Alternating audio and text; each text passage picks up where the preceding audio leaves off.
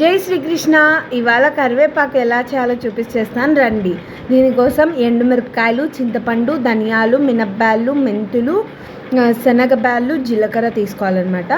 And ఆ తర్వాత కరివేపాకు ఏంటంటే కడిగి ఆరబెట్టి పెట్టుకోవాలన్నమాట సైడ్న.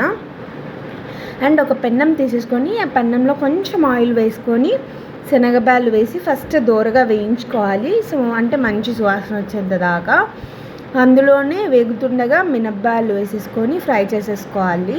సో ఈ వీడియో వచ్చేసి మా మమ్మీ తీసిందనమాట. ఫస్ట్ టైం నేను కాలేజ్కి వెళ్ళిన అనమాట. సో మమ్మీ రెసిపీ చేస్తున్నప్పుడు నా కోసం పెట్టుకుంటా అంటే లైక్ యూట్యూబ్లో పోస్ట్ చేస్తా అని చెప్పేసి తీసిందనమాట. సో అందుకు స్పెషల్ వీడియో అనమాట ఇది. సో ఈ రెసిపీని బాగుంటుంది, ట్రై చేయండి. అండ్ ఆ తర్వాత ధనియాలు కూడా వేసి మంచిగా దోరగా వేయించుకోవాలి. సో ఈ రెసిపీలో అన్నీ వేయించుకోవడంలోనే ఉంటుందన్నమాట.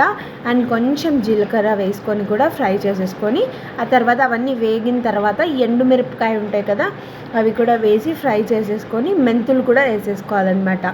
అన్నీ మంచి వాసన వచ్చేంత వరకు వేయించుకోవాలన్నమాట. సో ఎంత బాగా వేయించుకుంటే పొడి అంత టేస్టీగా ఉంటుంది. ఇవన్నీ వేయించుకొని ఒక మిక్సీ జార్లో తీసుకొని పక్కన పెట్టేసుకోవాలి.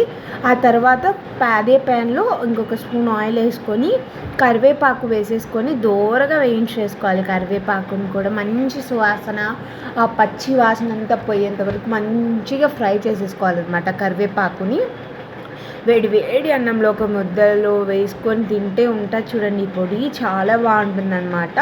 సో ట్రై చేయండి. రెసిపీ చాలా సింపుల్, చాలా అంటే చాలా సింపుల్. సో కరివేపాకు కూడా చూడండి ఇంత మంచిగా వేయించేసుకొని సో మిక్సీ జార్లో వేసి పెట్టుకున్నాం కదా అందులోనే కొంచెం సాల్ట్ ఉంటుంది కదా సాల్ట్ వేసేసుకొని మిక్సీ పట్టేసుకోవాలి ఇలా మెత్తగా.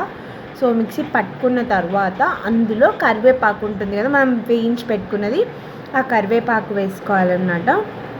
కరివేపాకు వేసేసుకొని అండ్ తర్వాత చింతపండు ఉంది కదా చింతపండు కూడా కొంచెం వేసుకోవాలి. ఆ పులుపు ట్యాంగీగా బాగుంటుంది.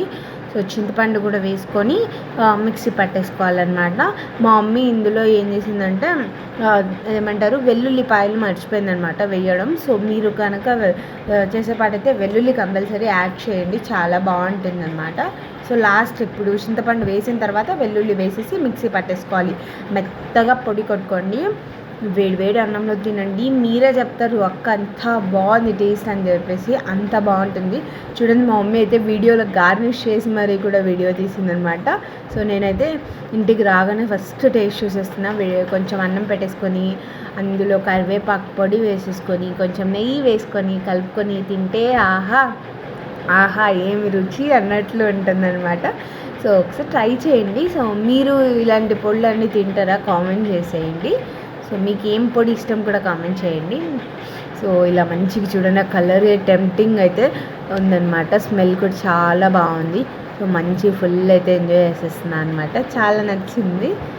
ముందైతే మా మమ్మీకి థ్యాంక్స్ అనమాట, ఎందుకంటే ఇంత మంచి రెసిపీని వీడియో తీసి పెట్టింది కాబట్టి మీరు కూడా చూడగలిగారు. Okay bye guys.